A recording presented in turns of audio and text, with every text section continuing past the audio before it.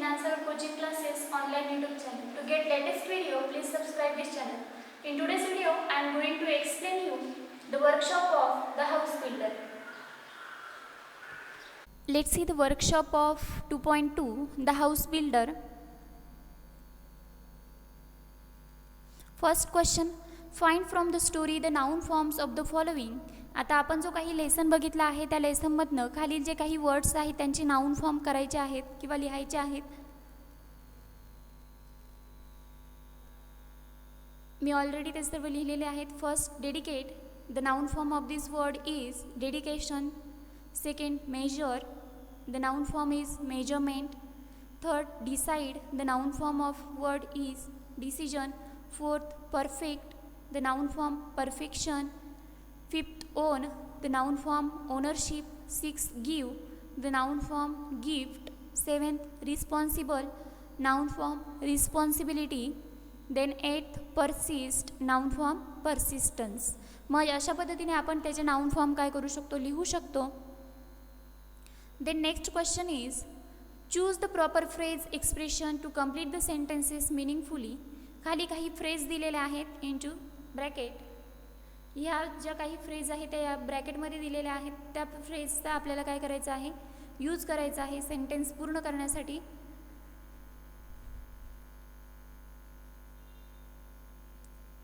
I have already filled this sentence, those sentences. मग आपण बघू शकतो first example, she does her job with full dedication. The answer is with full dedication. Then second is, one should make up one's mind to help others when needed. The answer is one, make up one's mind. Then next, third, as Mr. Jadhav was transferred to Chennai, he had to hand over his responsibilities to his assistant. The answer is to hand over. Fourth, the laborer's income was not sufficient to meet the needs of his family. The answer is meet the needs of. Fifth, because of a fault in the wiring, they will have to send for an electrician. The answer is to send for. Sixth, mother tried hard to change her son's habits but to no avail. The answer is to no avail. Seventh, mangoes from Ratnagiri are always in great demand. The answer is in great demand.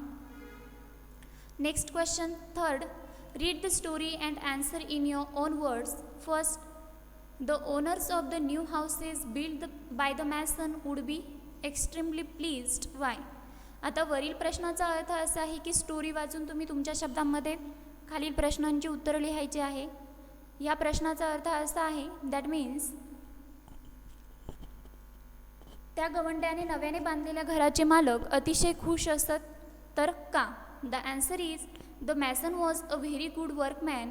He used to take great interest in his work of building and did it with full dedication. He was very honest in choosing high quality construction material.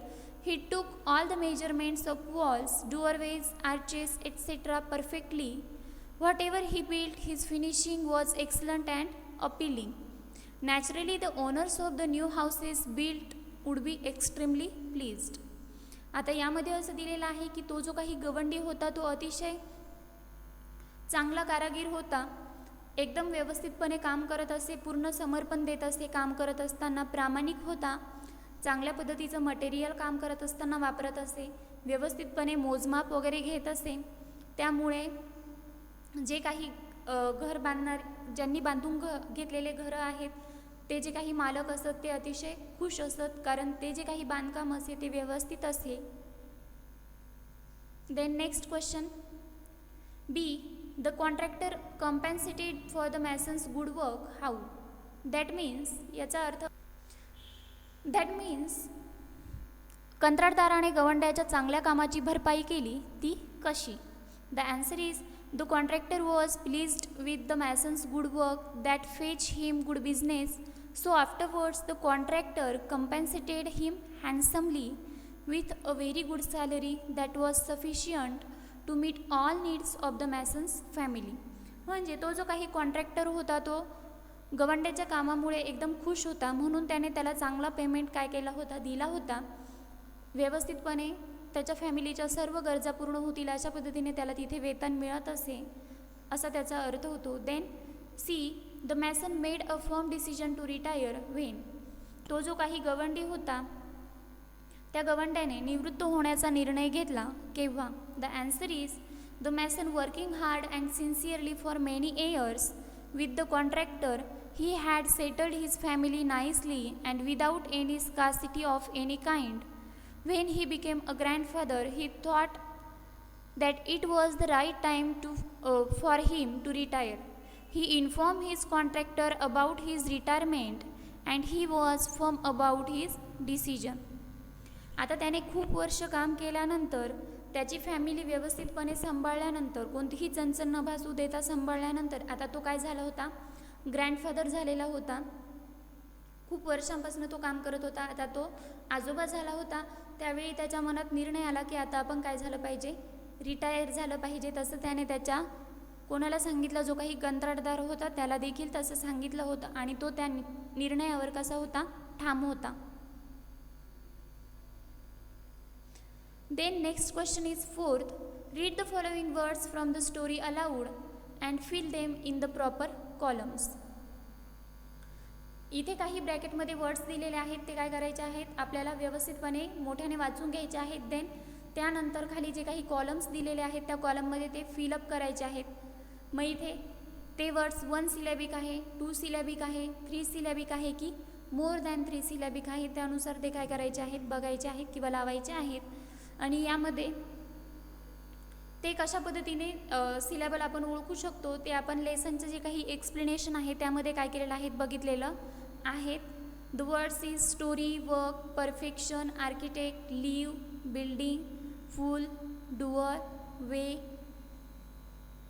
Quality, responsibility, measurement, great, many, avail, excellent, material, complete, sufficiently, ready, document, broad, happy, ownership and subsequently.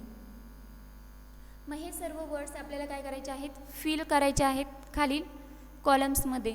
1 सिलॅबिक word कोणते आहेत, work, live, full, door, way, great, avail and broad. Then 2 syllabic words are story, many, complete, ready, happy, building, excellent, ownership, architect. 3 syllabic words are perfection, quality, measurement, material, complete, documents. Then more than 3 syllabic words are first, responsibility, sufficiently and subsequently. मग या पद्धतीने you can find out the 1 syllabic word, 2 syllabic word, 3 syllabic word and more than 3 syllabic word. अशा पद्धतीने तुम्ही ही find out करू शकता. Then let's see the next question, 5th. Words that have the same sound, pronunciation but differ in spellings and meanings are called homophones. आपल्याला माहीत आहे की असे काही शब्द असतात की त्यांचा साऊंड ऐकण्यासाठी कसा असतो, सेमच असतो, प्रोनन्सिएशन पण सारखंच असतं, उच्चारही सारखा असतो, पण त्यांचं जे काही स्पेलिंग आहे ते स्पेलिंग आणि मीनिंग कसा असतो, वेगळा असतो. त्यांनाच काय म्हटलं जातं, होमोफोन्स असं म्हटलं जातं. जसं की for example hair and hair, HAIR हेअरचा अर्थ होतो केस आणि HARE हेअर मीन्स ससा. दोघंही ऐकायला सारखेच वाटतात पण त्यांचे मीनिंग कसे आहेत, वेगवेगळे आहेत. Pick out from the lesson homophones of the following words. म्हणून अशा पद्धतीचे लेसनमधील काही वर्ड्स आहेत त्यांचे होमोफोन्स तुम्हाला काय करायचे आहेत, फाइंड आउट करायचे आहेत. I have already find out those words.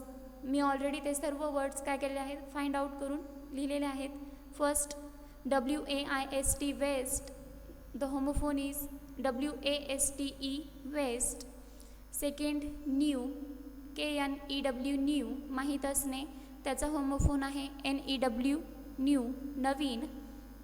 Then lose, LOSE lose, त्याचा होमोफोन आहे LOOSE loose. Then fourth MAID maid means मोलकरीण, त्याचा होमोफोन आहे MADE मेड मीन्स बनविले. Then fifth grate GRATE grate, the homophone is GREAT great. 6 WON, the homophone is ONE 1.